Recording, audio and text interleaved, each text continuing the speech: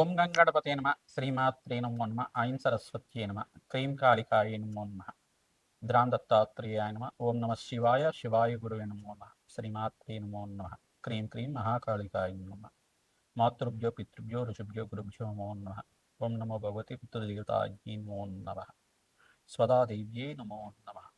YouTube ప్రేక్షకులందరికీ కూడా నమస్కారం అండి. ప్రధానంగా గోచారీత్యా ఈ యొక్క గ్రహాల యొక్క స్థితిగతి కలియిక అంతా కూడా విశ్లేషణ చేయడం జరుగుతుంది. నేను పాలపర్తి గురునాథ శర్మ, జ్యోతిష్యం వాస్తు సిద్ధాంతిని. మీకంతా కూడా ఈరోజు మనం చెప్పబోయే టాపిక్ ఏంటంటే, ప్రధానంగా చూసుకుంటే పితృదోషాలు, పితృశాపాలు కానీ, ఈ యొక్క మాతృమూలకమే పితృదోషం కానీ, పితృమూలకమే పితృదోషం కానీ, నవమ స్థానము చతుర్థ స్థానము కేంద్రంగా చేసుకొని ఈ యొక్క జన్మజాతకాన్ని ప్రధానంగా చూసుకొని చెప్పడం జరుగుతుంది. ప్రధానంగా చూసుకుంటే లగ్నాన్ని కేంద్రంగా చూసుకోవాలి. జన్మజాతకమే ప్రధానమైన జాతకంగా అందరికీ కూడా విశ్లేషణ కింద చెప్తున్నాం. ప్రధానంగా జన్మజాతకమే ప్రధానమైన జాతకం. గోచార చక్రం అనేది ప్రస్తుత కాలానికి మీకంతా కూడా ఈ గ్రహస్థితి ఈ రకంగా ఉంటే, గోచారీత్యా గ్రహాలు మారినప్పుడు మీకు అదృష్ట యోగం కలిసి వస్తుందని చెప్పి, లాభాలు గణిస్తారని చెప్పి, గ్రహాల యొక్క స్థితిగతి వాళ్ళ వల్ల ఉన్న స్థానాలు బట్టి, ఈ యొక్క వాళ్ళ మిత్రక్షేత్రాన్ని బట్టి అంతా కూడా చెప్పుకోవడం జరుగుతుంది. కానీ జన్మజాతకంలో ప్రధానంగా ఆగామి సొచ్చిత సంచిత ప్రారబ్ధ కర్మలు అని చెప్పేసి, జ్ఞాత అజ్ఞాత కృత సంచిత ప్రారబ్ధ కర్మలు అంటే ఈ కర్మల శేషాన్ని మానవాళి యొక్క జీవన విధానం అనేది ఉంటుందన్నమాట. ప్రధానంగా చూసుకుంటే గరుడ పురాణంలో చెప్పిన ప్రకారంగా ఈ యొక్క మానవాళి యొక్క జీవన విధానం అంతా కూడా పితృదేవతలకి పితృస్థానానికి అంతా కూడా చేరడానికి ఎటువంటి కర్మలు ఆచరిస్తే కనుక ఈ యొక్క పితృదోష నివారణ అంతా కూడా నివారణ జరుగుతుంది అనేది తెలుసుకోవడం జరుగుతుంది. ప్రధానంగా ఒక జీవి అంటే ఒక మానవుడు కానీ, ఒక మనిషి అంతా కూడా ఈ యొక్క మృత్యు అయిపోయిన తర్వాత, చనిపోయిన తర్వాత ఈ యొక్క ఆత్మ అనేది శరీరం నుంచి బయటికి వచ్చేస్తుంది. ఆత్మ అనేది దాన్ని ఏమంటారంటే, ఆత్మని ఈ యొక్క మొదటి చనిపోయిన తర్వాత ఈ యొక్క 12 రోజుల దాకా లేదు 16 రోజుల దాకా దాన్ని ప్రేతము అంటారు. దానికి ఏమవుతుందంటే యాతనా శరీరం అనేది ఉంటుందన్నమాట. ఈ యొక్క భగవంతుడి యొక్క స్థానానికి అంటే ఊర్ధ్వలోకాలకు అంతా కూడా వెళ్తుంది ఈ యొక్క యాతన శరీరంతో ఆత్మ అంతా కూడా. యాతనా శరీరం అనేది చెప్పేసి అంటే దీనికంతా కూడా యాతనా శరీరానికి పతానికి ఏమేమి ఉంటుంది, ఒక దుఃఖం అనేది ఉంటుంది కానీ ఆకలి దప్పికలు ఉంటాయి, దుఃఖం అనేది ఉంటుంది. ఈ యొక్క యాతన శరీరం అంటే ఏదైనా శిక్షలు అనేది ఉంటాయి కనుక, పాపకర్మలు దుష్కర్మలు చేసుకుంటే కనుక ఆత్మ కానీ ఆ జీవుడు కానీ పాపకర్మలు చేసుకుంటే నరకబాధలు అనుభవించడానికి యాతన శరీరం అనేది ఉంటుంది.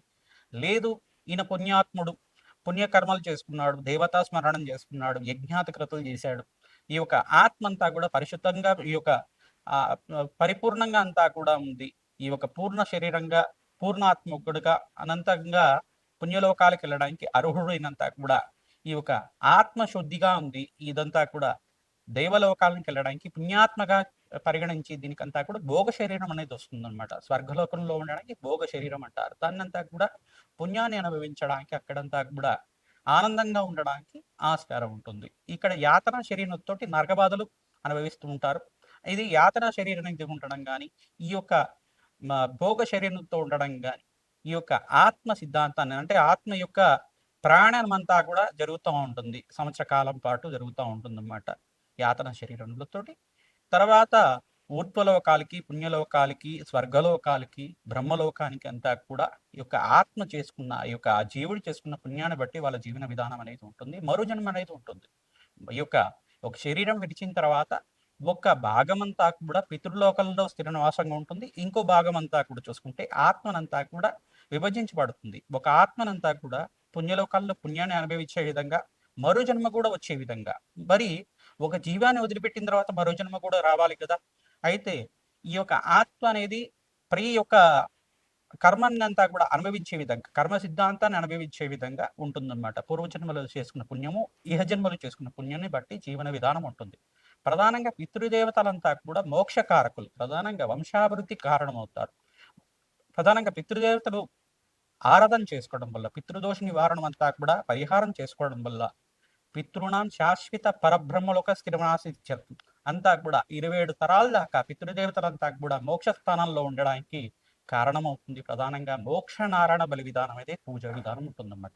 ఇది పుణ్యక్షేత్రాల్లో అంతా కూడా ఆచరిస్తూ ఉంటారు, నదీ పరివాహ ప్రాంతాల్లో అంతా కూడా ఆచరిస్తూ ఉంటారు. ప్రధానంగా చూసుకుంటే 4 పుణ్యక్షేత్రాలు కానీ 5 పుణ్యక్షేత్రాలు కానీ దీనికంతా కూడా యోగకరంగా ఉంటుంది. ప్రధానంగా చెప్పుకునేది ఏంటంటే గోకర్ణ పుణ్యక్షేత్రం. గోకర్ణ పుణ్యక్షేత్రం ఆత్మలింగం ఉంటుంది. ఆత్మలింగం ఉన్న ప్రదేశంలో అంతా కూడా ఈ యొక్క ఆచరణ చేయడం వల్ల గోకర్ణ పుణ్యక్షేత్రంలో ఒక పరివాహ దేవతల దగ్గర ఒక దేవాలయం దగ్గర అంతా కూడా చేస్తూ ఉంటారు.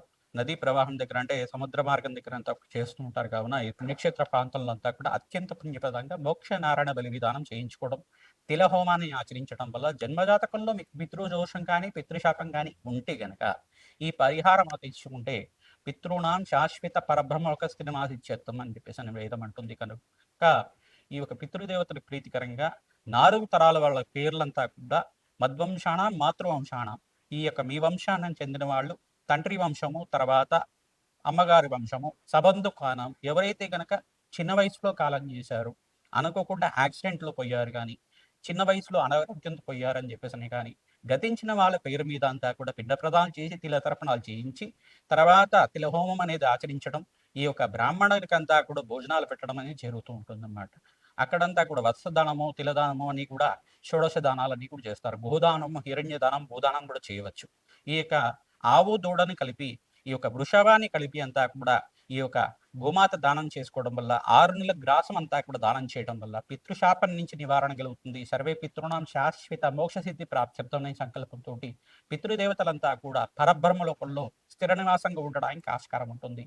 ఈ యొక్క ఆత్మ శుద్ధి కలగడానికి ఆ జీవుడికంతా కూడా సంపూర్ణమైన పూర్ణ శరీరం లభించడానికి సమయం పడుతుంది. వాళ్ళు చేసుకున్న పుణ్యాన్ని బట్టే మరో జన్మ అనేది ఆధారంగా ఉంటుంది. మరియు మీరు చేసుకునే వాళ్ళకి సంతానంగా ఉండేవాళ్ళు ఆ యొక్క ఆత్మకి పుణ్యలోకాలు గతించాలి, పుణ్యలోకాల్లో అంతా కూడా సిద్ధించాలి, మోక్ష ప్రాప్తి కలగాలి అంటే కనుక మీరు మీ పితృదేవత ప్రీతికరంగా దాన హోమాది కార్యక్రమాలు ఆచరించాలి, అన్నదానం చేయాలి. తద్వారా పితృశాపం నుంచి బయటపడడానికి ఆస్కారం ఉంటుంది. జన్మజాతకంలో వశాత్తు ప్రధానంగా ఏం చెప్తారంటే చతుర్థ స్థానము, నవమ స్థానం అంతా కూడా కేంద్రంగా చెప్పడం జరుగుతుంది. లగ్న చక్రవశాత్తు లగ్నం తెలిసి ఉంటే లగ్నాన్ని చూసుకోండి, లేదు రాశి తెలిసి ఉంటే కనుక రాశిని చూసుకోండి. ప్రధానంగా చూసుకుంటే జన్మజాతకంగా అంతా కూడా విశ్లేషణ చేయడం జరుగుతుంది కావున లగ్నాన్ని ప్రామాణికంగా చెప్తున్నాను. ఇక్కడ అంతా కూడా ప్రధానంగా 3 గ్రహాలంతా కూడా దీనికి కేంద్రంగా చెప్పుకుంటారు. రాహువు కానీ కేతువు కానీ నవమ స్థానంలో ఉంటే కనుక లగ్న చక్రవశాత్తు ఈ యొక్క పితృదోషం ఉంటుంది అని చెప్పేసి అంటారు.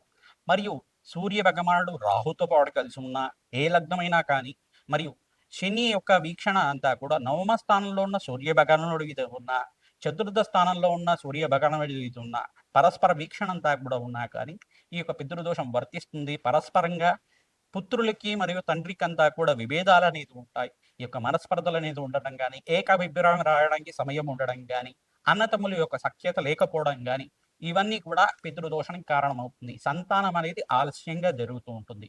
సంతానం అనేది కళ్యాణం అయిన తర్వాత ఆలస్యంగా జరుగుతూ ఉండడం కానీ, కొంతమందికి పుత్ర సంతానమే ఎక్కువ అవుతూ ఉండడం కానీ, స్త్రీ సంతానం లేకుండా ఉండడం కానీ, కొంతమందికి అయితే 4 కానీ 5 కానీ స్త్రీ సంతానమే ఉండడం కానీ, ఇదంతా కూడా పితృదోషం కిందే పరిగణించబడుతుంది.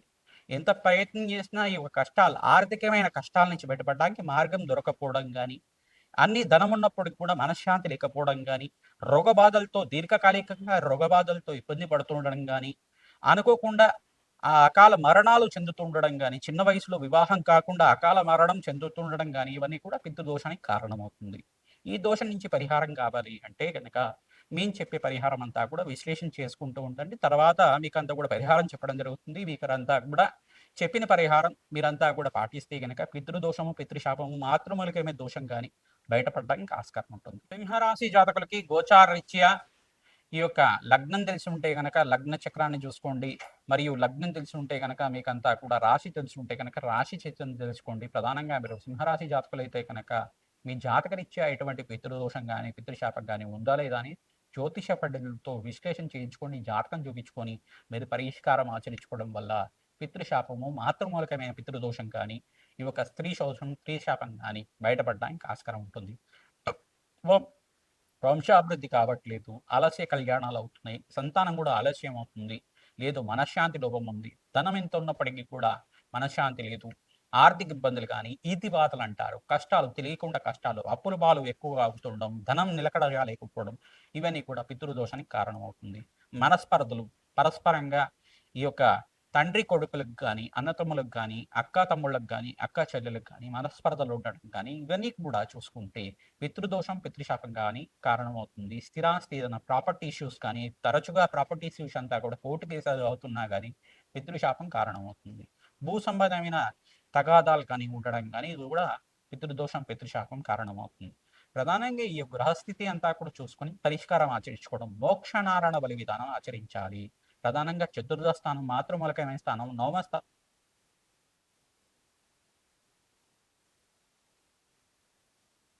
రాహుల కలయిక, నవమంలో రాహు గాని, కేతు గాని ఉండడం గాని, శనీశ్వరుడు యొక్క పరస్పర వీక్షణ అంతా కూడా సూర్య భగవానుడి యొక్క నవమ స్థానంలో ఉన్న సూర్య భగవాను మీద పడుతున్నా కానీ, చతుర్థ స్థానంలో ఉన్న సూర్య భగవాను మీద పడుతున్నా కానీ, ఈ యొక్క వీక్షణ అంతా కూడా ఉంటే కనుక వాళ్ళకి ఈ జాతకులకంతా కూడా పితృదోషము, మాతృమూలకమైన దోషం ఉందని చెప్పేసి నిర్ధారణకు రావాల్సి ఉంటుంది. ప్రధానంగా జన్మజాతకం ప్రకారంగా ప్రశ్నారూఢ లగ్నాన్ని కూడా కేంద్రంగా చేసుకోవాలి. మరియు ప్రశ్నేసుకొని చూసుకుంటే గనక పితృదోషం ఉందా లేదా కూడా తెలుస్తుంది. తర్వాత ఈ యొక్క దత్తనాడి ప్రకారంగా కూడా తెలుస్తుంది అన్నమాట. ఈ నాడీ జ్యోతిష్యం ప్రకారంగా కూడా తెలుస్తుంది. కావున మీరంతా కూడా జాతకాన్ని క్షుణ్ణంగా విశ్లేషణ చేయించుకోవడానికి అవకాశం ఉంటుంది. ప్రతినిత్యం కూడా ఎవరైతే పితృదేవతల ఆరాధన చేస్తూ ఉంటారో మోక్షనారాయణ బలి విధానం గోకర్ణ పుణ్యక్షేత్రంలో కానీ ఈ యొక్క శిరోగయ దగ్గర బ్రహ్మకపాలం దగ్గర గయా పుణ్యక్షేత్రం దగ్గర మరియు బద్రీనాథ్ దగ్గర మరియు కాశీ పుణ్యక్షేత్రంలో ప్రధానంగా ఈ యొక్క పుణ్యక్షేత్రంలో అంతా కూడా ఆచరించడం వల్ల అత్యంత పుణ్యప్రాప్తి కలుగుతుంది. అష్టేశ్వర ప్రాప్తి కలగడానికి ఆస్కారం ఉంటుంది. త్రివేణి సంగమం దగ్గరంతా కూడా ఈ యొక్క శ్రాత కర్మలు ఆచరించాలి. తిలహోమాన్ని చేయించుకోవాలి. గోకర్ణ పుణ్యక్షేత్రంలో అంతా కూడా త్రిపండి శ్రాద్ధము, తర్వాత మోక్షనారాయణ బలి విధానము 64 పిండాలతో కానీ 128 పిండాలతో కానీ 27 పిండాలతో కానీ తిలతర్పణాలు తిలహోమం అంతా కూడా ఆచరించుకోవడం, పిండ ప్రదానాలు చేయడం వల్ల పితృదేవతల ప్రీతికరంగా మోక్ష జ్ఞానాన్ని పొందడానికి ప్రధానంగా పితృదేవతలకంతా కూడా మోక్ష స్థానం లభించడానికి ఈ కార్యక్రమాన్ని ఆచరించుకోవడం వల్ల తంత్ర శాస్త్రంలో ప్రకారంగా మనకు చెప్పిన విధానంగా చెప్పడం జరుగుతుంది. ఈ యొక్క గరుడ పురాణంలో అంతా కూడా ఈ యొక్క మోక్షనారాయణ బలి విధానం అంతా కూడా చెప్పడం జరిగింది. తద్వారా ఎవరైతే కనుక ఈ యొక్క షోడశ దానాలు, దశవిధ దానాలు అంతా కూడా చేస్తారు. హిరణ్య దానం, భూదానం, గోదానం అంతా కూడా చేస్తారు. లవణ దానం, ఆద్య దానం అంతా కూడా చేస్తారు. వంశాభివృద్ధి కలుగుతుంది. భూదానం చేసుకున్న వాళ్ళకి బ్రహ్మలోక ప్రాప్తి కలుగుతుంది. గోమాతను దానం చేసుకున్న వాళ్ళకి వైకుంఠలోక ప్రాప్తి కలుగుతుంది.